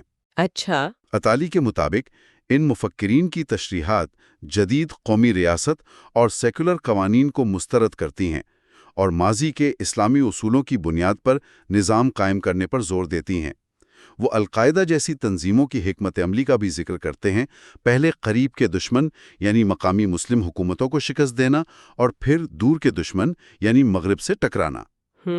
اس کے ساتھ ساتھ وہ قوم پرست اسلامی تحریکوں جیسے حماس اور حزب اللہ کا بھی ذکر کرتے ہیں جو اپنے مقامی سیاسی مقاصد کے لیے اسلام کا استعمال کرتی ہیں اور علاقائی تنازعات میں اہم کردار ادا کرتی رہیں گی۔ ایک بار پھر یہ اٹالی کا تجزیہ ہے اور اس کا مقصد کسی بھی مذہب یا اس کے ماننے والوں کی توہین کرنا ہرگز نہیں۔ بالکل، تو یہ بڑھتا ہوا سیکولر اور مذہبی غصہ یا طاقت کے نئے ریاستی اور غیر ریاستی مراکز، یہ سب مل کر مستقبل کے ممکنہ میدان جنگ کی تشکیل کر رہے ہیں۔ جی، اٹالی اس میدان جنگ میں استعمال ہونے والے ہتھیاروں اور ٹیکنالوجی کے بارے میں بھی تفصیل سے بات کرتے ہیں۔ کیا مستقبل کی جنگ ماضی کی جنگوں سے بہت مختلف ہوگی؟ اٹالی کے مطابق ہاں، بہت مختلف ہوگی۔ وہ کہتے ہیں کہ مستقبل کی جنگ تیزی سے ٹیکنالوجی، خاص طور پر انفارمیشن اور نگرانی یعنی سرویلنس کی ٹیکنالوجی پر مبنی ہوگی۔ یعنی بغیر پائلٹ کے ڈرونز، خودکار روبوٹس، سائبر حملے اور ای بامز جو دشمن کے الیکٹرانک سسٹم کو تباہ کر دیں، یہ عام ہوں گے۔ روایتی ہتھیار بھی زیادہ مہلک اور زیادہ پریسائز یعنی ڈرسکر ہو جائیں گے۔ اور جنگ کا دائرہ؟ جنگ کا دائرہ صرف زمین، سمندر اور ہوا تک محدود نہیں رہے گا، بلکہ خلا اور سائبر سپیس بھی اہم میدان جنگ بن جائیں گے۔ اور جوہری ہتھیاروں کا کیا ہوگا؟ کیا سرد جنگ کے خاتمے کے بعد ان کا خطرہ کم نہیں ہوا؟ اٹالی اس بارے میں زیادہ پر امید نہیں ہے۔ وہ پیشگوئی کرتے ہیں کہ جوہری ہتھیاروں کا پھیلاؤ یعنی پرولیفریشن جاری رہے گا اور 2040 یا 2050 تک شاید 15 سے زائد ممالک کے پاس یہ صلاحیت موجود ہو۔ اوہ! اس سے بھی زیادہ خطرناک بات یہ ہے کہ چھوٹے ٹیکٹیکل جوہری ہتھیاروں یعنی ٹیکٹیکل نیوکس کے استعمال کا امکان بڑھ سکتا ہے کیونکہ انہیں شاید قابل استعمال سمجھا جائے۔ اس کے علاوہ کیمیائی اور حیاتیاتی ہتھیاروں کا خطرہ بھی موجود رہے گا، خاص طور پر اس لیے کہ انہیں بنانا نسبتاً آسان اور سستا ہے۔ اور اطالی نانو ٹیکنالوجی کا بھی ذکر کرتے ہیں؟ جی، وہ ایک اور خوفناک امکان کا ذکر کرتے ہیں، نینو ٹیکنالوجی پر مبنی ہتھیار۔ وہ گریٹ جیلی کا تصور پیش کرتے ہیں۔ یہ خود بخود اپنی تعداد بڑھانے والے نینو روبوٹس ہوں گے۔ Self replicating nano bots. جی، جو اگر قابو سے باہر ہو جائیں تو پورے ایکو سسٹم کو تباہ کر سکتے ہیں۔ اور سب سے تشویشناک بات یہ ہے کہ ان میں سے کچھ مہلک ٹیکنالوجیز، خاص طور پر کیمیائیں، حیاتیاتی یا سادہ جوہری ہتھیار، وہ غیر ریاستی عناصر یعنی قزاقوں یا دہشت گرد گروہوں کے ہاتھ لگ سکتی ہیں۔ یہ واقعی ایک ڈراؤنی تصویر ہے۔ اس ممکنہ جنگی ماحول میں کیا ممالک اپنے دفاعی اخراجات کم کریں گے یا بڑھائیں گے، اور کیا کوئی نئے فوجی اتحاد بنیں گے؟ اطالی کے مطابق فوجی اخراجات میں کمی کا تو کوئی امکان نظر نہیں آتا۔ امریکہ پہلے ہی بہت زیادہ خرچ کر رہا ہے اور وہ اپنی تکنیکی برتری برقرار رکھنے کی کوشش کرے گا۔ یورپ پر بھی دباؤ بڑھے گا کہ وہ اپنی دفاعی ذمہ داریاں زیادہ سنجیدگی سے لیں۔ اور ابھرتی ہوئی طاقتیں؟ چین، بھارت، روس اور دیگر ابھرتی ہوئی طاقتیں بھی اپنی افواج کو جدید بنانے اور اپنی طاقت کا مظاہرہ کرنے کے لیے بے تحاشا وسائل خرچ کریں گی۔ اتحادوں کے بارے میں کیا کہتے ہیں؟ اٹالی دی الائنس یعنی اتحاد کے ایک تصور کی بات کرتے ہیں۔ یہ کوئی باقاعدہ معاہدہ شاید نہ ہو، بلکہ زیادہ تر مغربی اور جمہوری ممالک اور ان کے اتحادیوں بشمول نجی فوجی کمپنیاں، ان کا ایک ڈھیلا ڈھالا سا اتحاد ہوگا جی، جو مشترکہ خطرات کا مقابلہ کرنے اور عالمی نظام کو جیسا کہ وہ اسے دیکھتے ہیں برقرار رکھنے کی کوشش کرے گا۔ لیکن کیا یہ الائنس ہمیشہ جارحانہ یا مداخلت پسند رہے گا؟ دلچسپ بات یہ ہے کہ اٹالی پیشگوئی کرتے ہیں کہ تقریباً 2035-40 کے آس پاس اس الائنس کی حکمت عملی میں تبدیلی آ سکتی ہے۔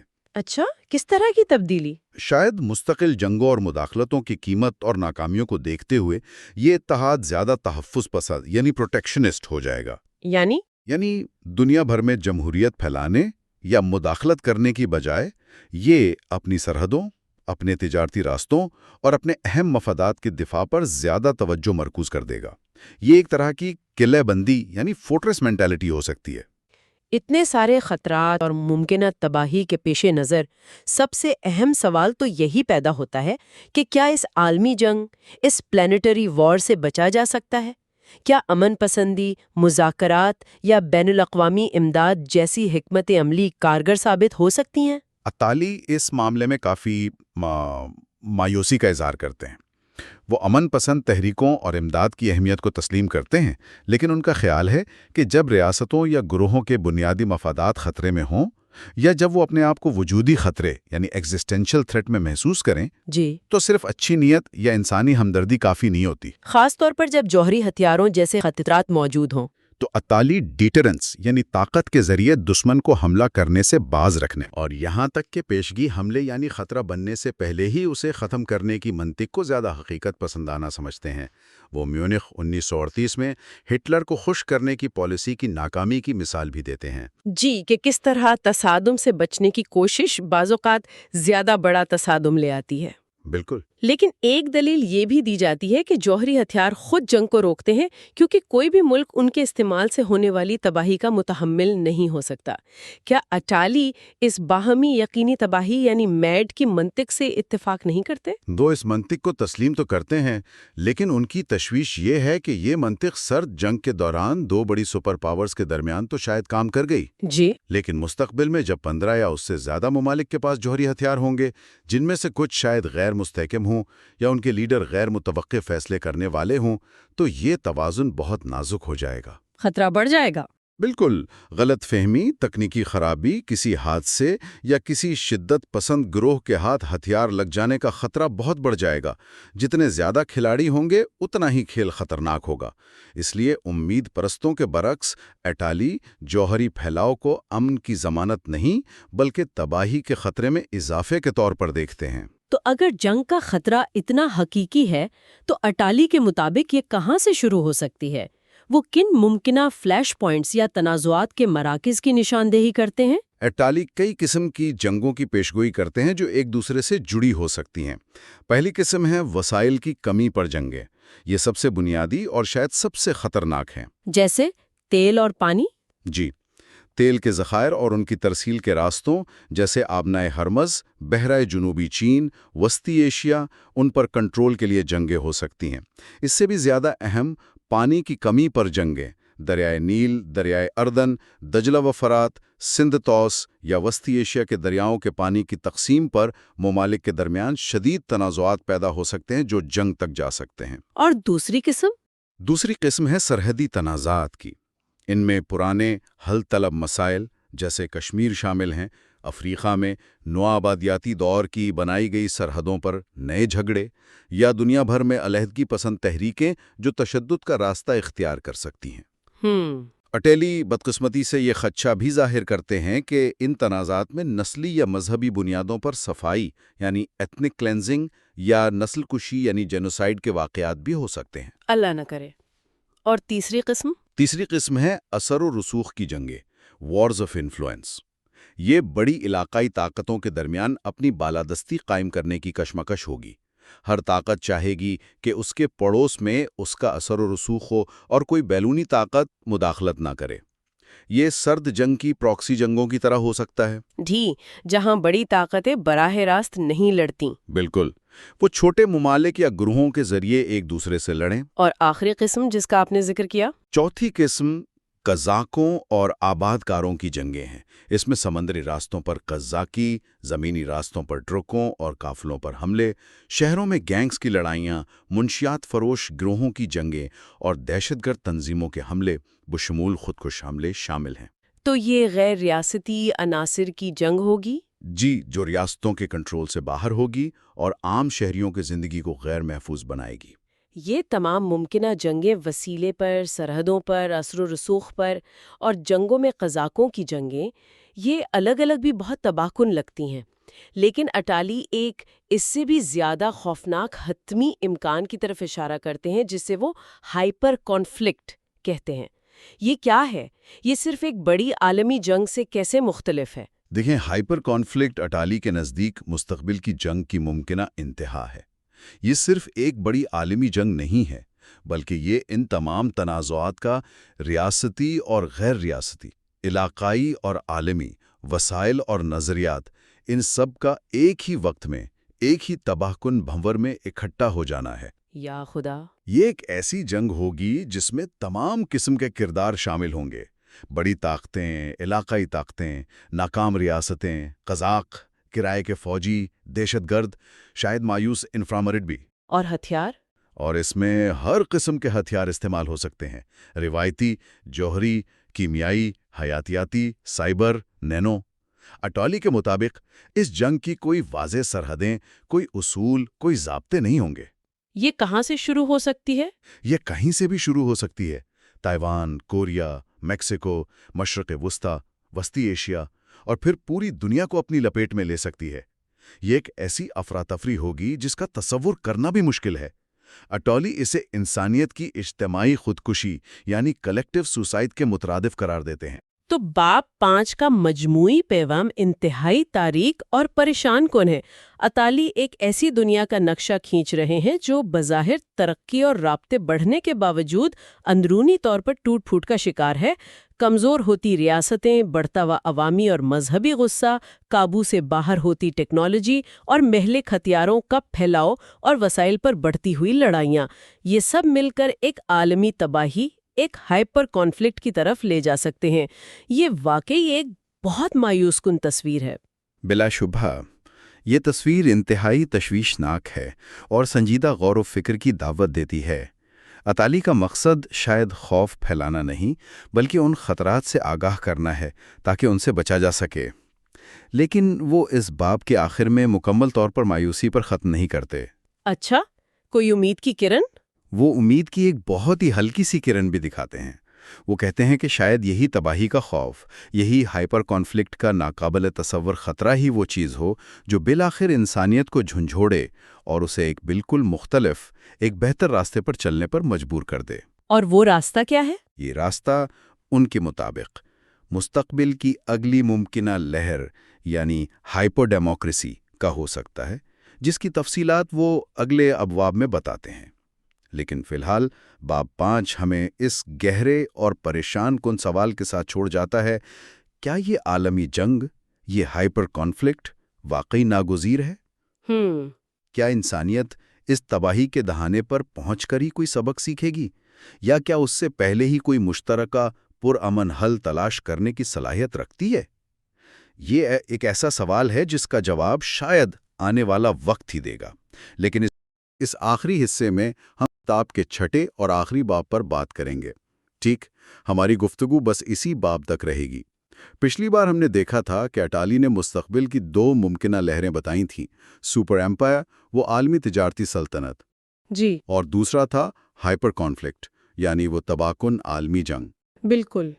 اب یہ آخری باب ہے جو شاید ایک تیسرا راستہ دکھاتا ہے، کوئی زیادہ امید والی بات؟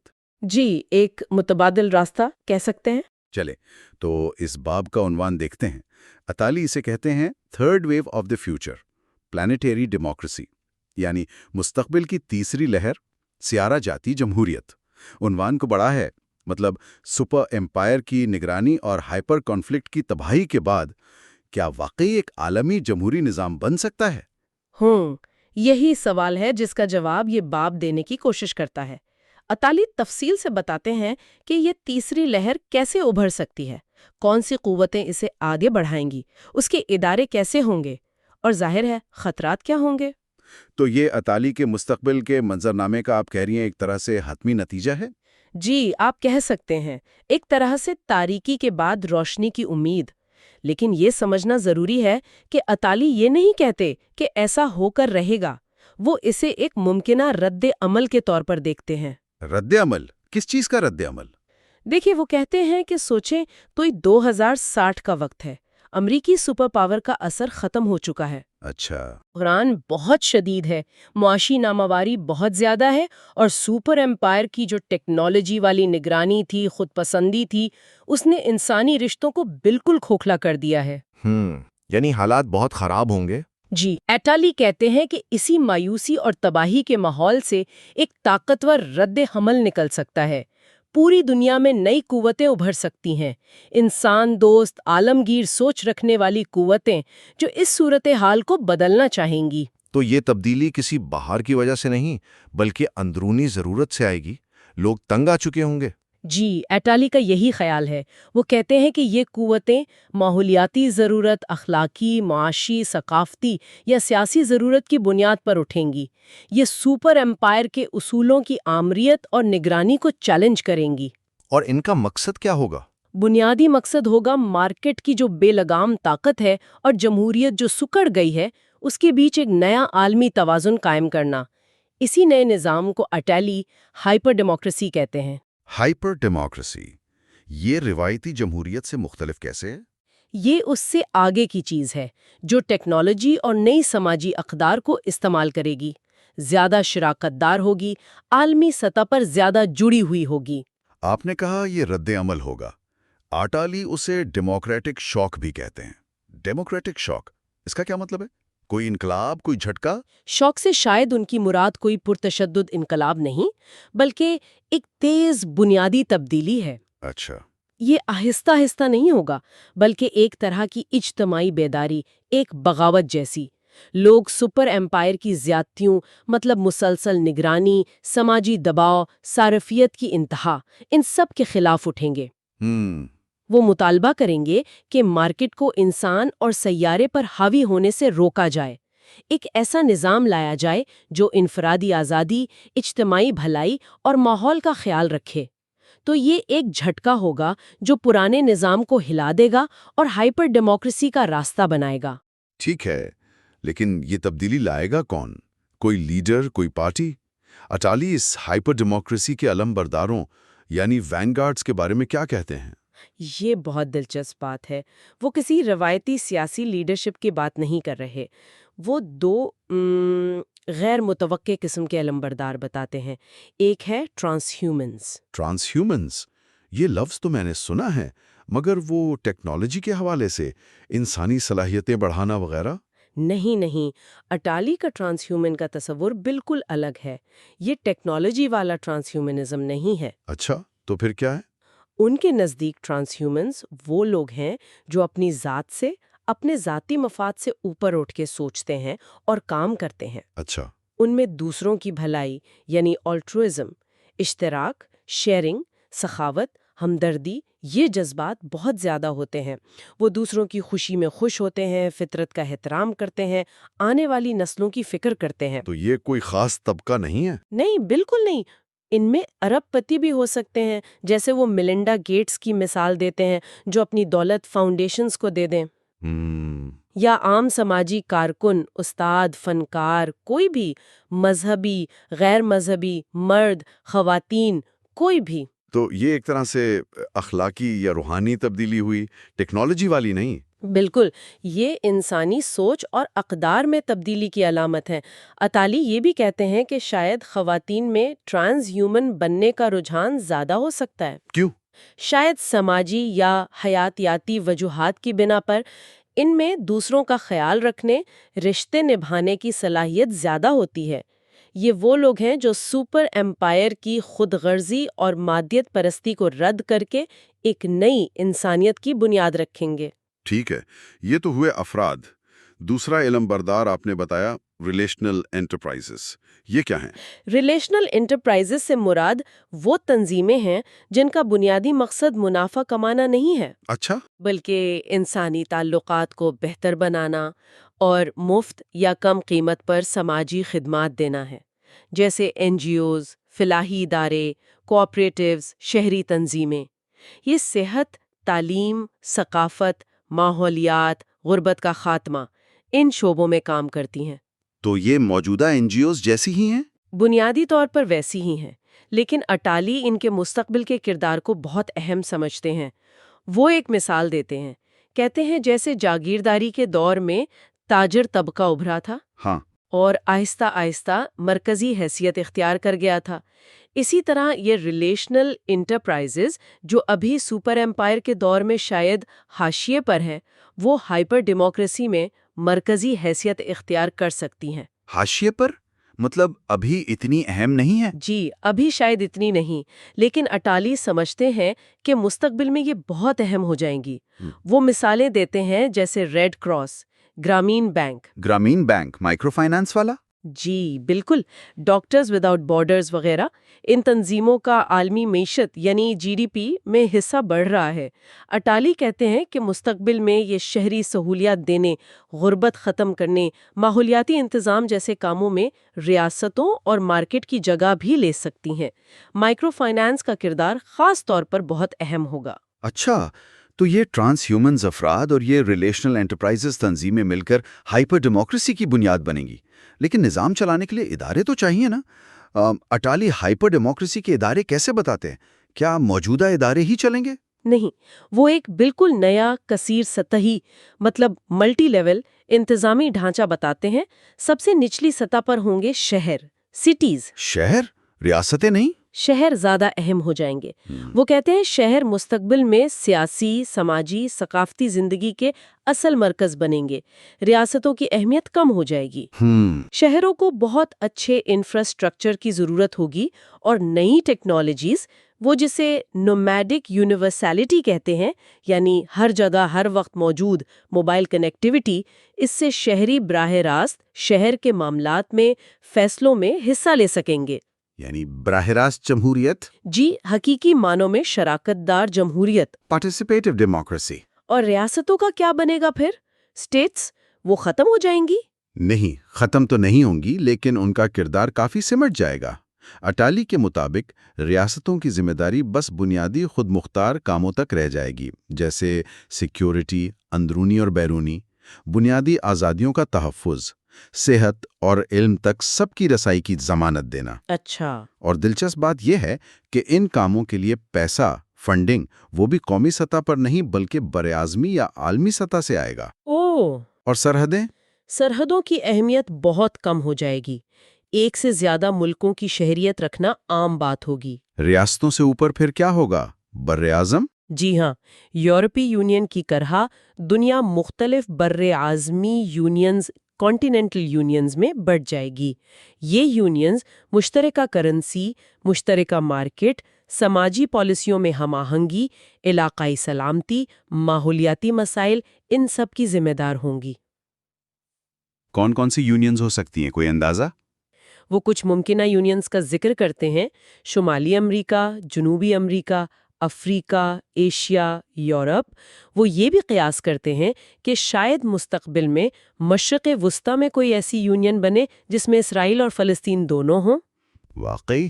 اور یورپی یونین میں ترکی اور روس بھی شامل ہو جائیں۔ یہ تو بہت بڑی تبدیلیاں ہیں۔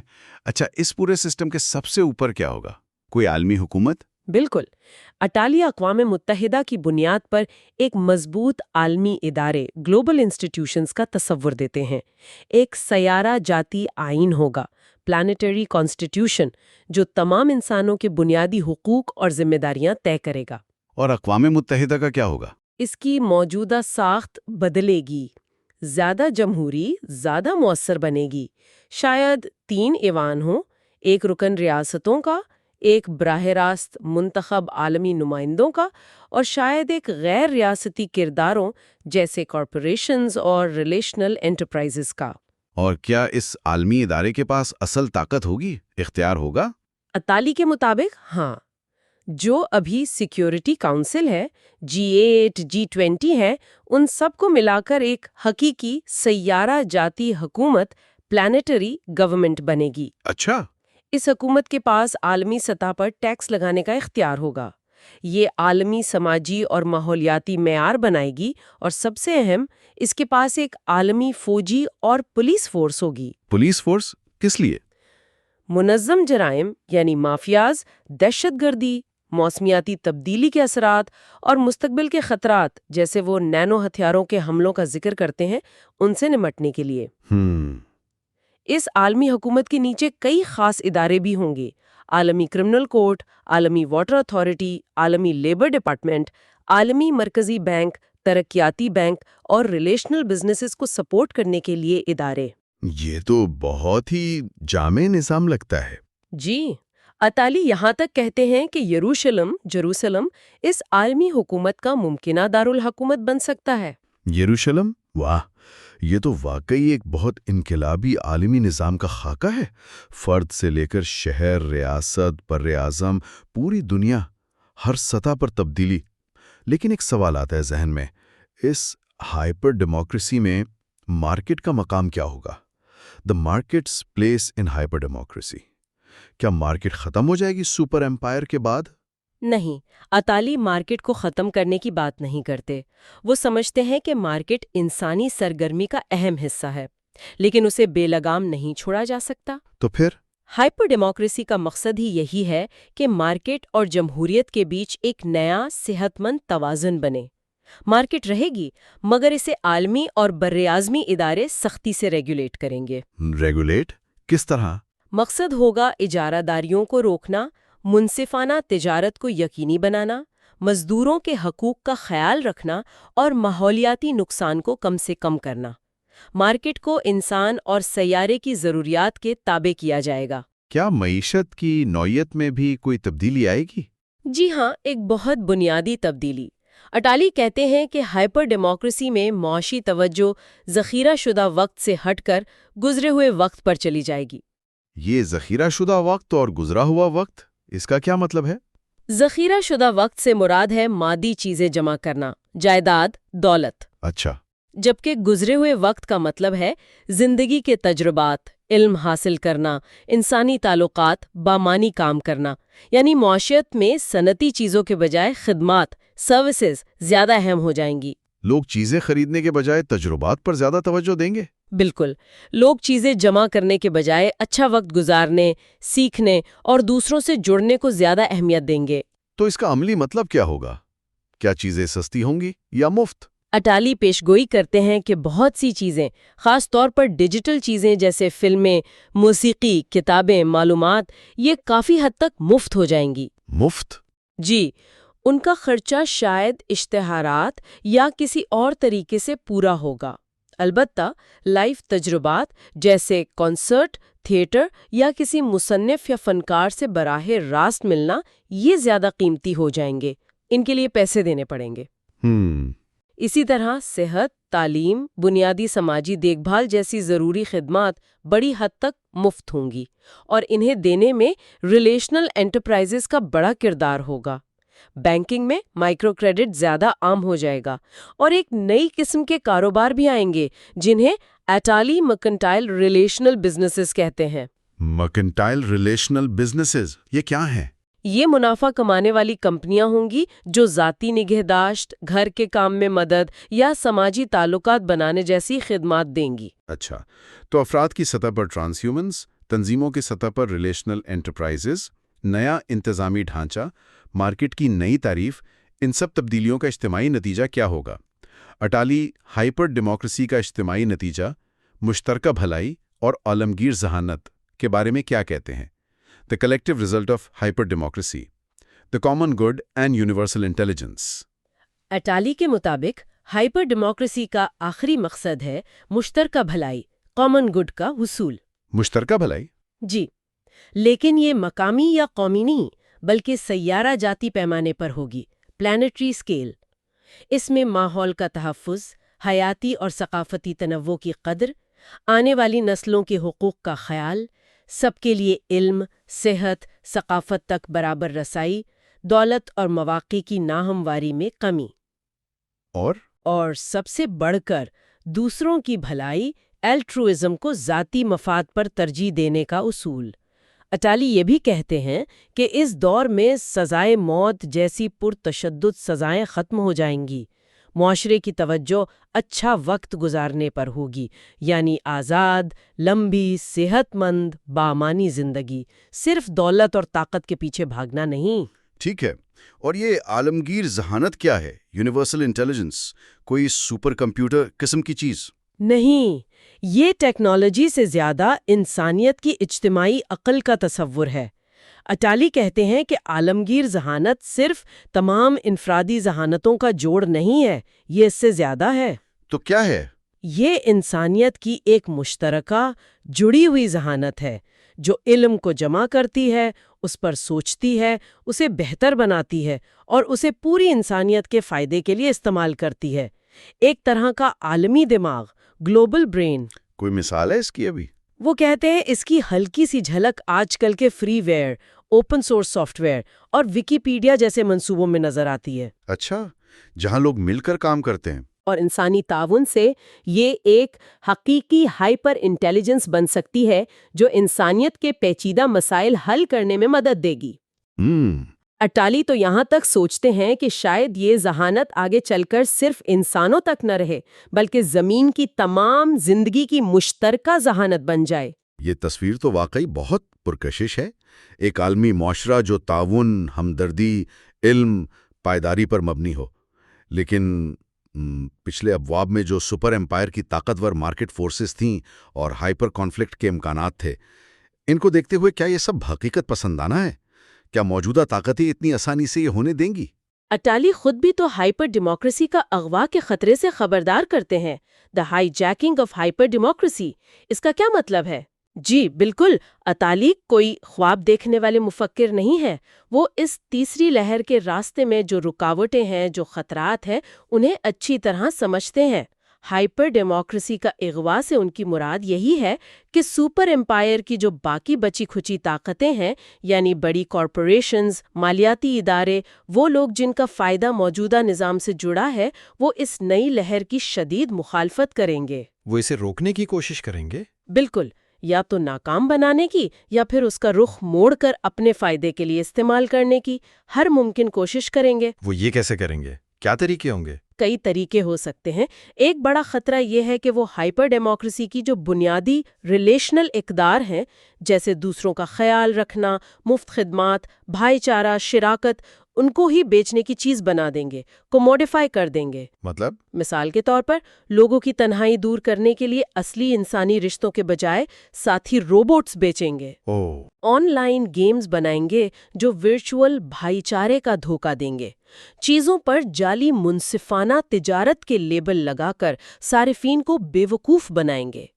وہ اچھے وقت کے تصور کو بھی بیچنے کی کوشش کریں گے، مہنگے تجربات یا چیزوں کے ذریعے جو خوشی اور اطمینان کا وعدہ کریں۔ یعنی انسانی تعلقات اور اختیار بھی بکاؤ مال بن جائیں گے۔ بالکل۔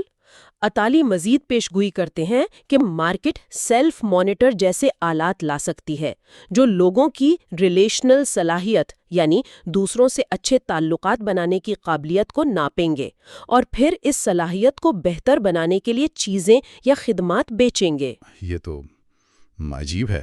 وہ ریلیشنل مصنوعی اعضاء یا انسانی کلون بنا کر مصنوعی بھائی دینے کا دعویٰ بھی کر سکتے ہیں تاکہ اعضاء عطیہ کرنے کی ضرورت نہ رہے یا جذباتی سہارا مل جائے۔ یہ سب ہائپر ڈیموکریسی کی روح کو ختم کرنے کی کوششیں ہوں گی۔ کیا صرف مارکیٹ ہی خطرہ ہوگی یا کوئی اور بھی؟ اٹالی دوسرے خطرات بھی بتاتے ہیں۔ وہ کہتے ہیں کہ مذہبی تحریکیں بھی ہائپر ڈیموکریسی کے مقبول تصورات جیسے خیرات، بھائی چارہ، مشترکہ بھلائی کو اپنا سکتی ہیں، لیکن ان کی تشریح اپنے خاص نظریات کے مطابق کریں گی جو شاید عالمگیر انسانیت کے بجائے کسی خاص گروہ تک محدود ہو۔ اسی طرح سائنس اور ٹیکنالوجی کا بھی غلط استعمال ہو سکتا ہے۔ کچھ سائنسدان شاید دوسروں کی بھلائی کے جذبے کی کمی کو ایک بیماری قرار دے دیں۔ بیماری؟ جی، اور اس کا علاج دواؤں یا جینیاتی تبدیلی سے تجویز کرنے کی کوشش کریں۔ گویا انسانی ہمدردی اور اخلاقیات کو بھی میڈیکلائز یا ٹیکنیکلائز کرنے کی کوشش ہوگی۔ تو خلاصہ یہ ہے کہ ہائپر ڈیموکریسی اگر آتی بھی ہے تو اسے مسلسل اپنی بنیادی اقدار کو بچانے کے لیے لڑنا پڑے گا۔ یہ کوئی آسان جیت نہیں ہوگی۔ ایک مستقل کشمکش رہے گی انسان دوستی اور منافع خوری کے بیچ، اشتراک اور استحصال کے بیچ، اصلی تعلق اور مصنوعی متبادل کے بیچ۔ آپ نے بالکل صحیح سمجھا۔ اٹالی ایک ممکنہ بہتر مستقبل کا راستہ تو دکھاتے ہیں، لیکن وہ اس راستے کے کانٹوں سے بھی آگاہ کرتے ہیں۔ ہائپر ڈیموکریسی خود بخود نہیں آ جائے گی۔ یہ ان ٹرانس ہیومنز اور ریلیشنل انٹرپرائزز کی شعوری کوششوں اور عالمی سطح پر عوام کی بیداری اور جدوجہد پر منحصر ہے، اور پھر اس کے بعد بھی اسے اغوا ہونے سے بچانے کے لیے مسلسل ہوشیار رہنا پڑے گا۔ یہ کتاب کوئی حتمی پیشگوئی نہیں، بلکہ ایک انتباہ ہے اور سوچنے کی دعوت ہے۔ واقعی یہ باب ہمیں سوچنے پر مجبور کرتا ہے۔ کیا انسانیت واقعی اپنی تباہی کے دہانے سے واپس پلٹ سکتی ہے؟ کیا ہم ایک زیادہ منصفانہ، پائیدار اور بامانی مستقبل بنا سکتے ہیں؟ یہی بنیادی سوال ہے۔ اٹالی ایک امید افزا تیسری لہر کی تصویر تو بناتے ہیں، لیکن اس کا آنا مارکیٹ کی طاقتوں اور ممکنہ جھگموں سے پیدا ہونے والے بڑے چیلنجز پر قابو پانے پر منحصر ہے۔ اصل سوال یہ ہے کہ کیا انسانیت اجتماعی طور پر، شعوری طور پر اور بہت دیر ہونے سے پہلے خود غرضی اور تباہی کا راستہ چھوڑ کر دوسروں کی بھلائی، سیارہ جاتی ذمہ داری اور اجتماعی ذہانت کا انتخاب کر سکتی ہے، یا ہم سپر ایمپائر کی کھوکھلی چمک اور ہائپر کانفلکٹ کی وحشت میں ہی کھو جائیں گے؟ یہ وہ چیلنج ہے جو اٹالی ہمارے سامنے رکھتے ہیں، اور اس کا جواب وہ تو مستقبل ہی دے گا۔ یہ گفتگو کتاب کے چھٹے اور آخری باب پر مبنی تھی۔ اس کے ساتھ ہی ہماری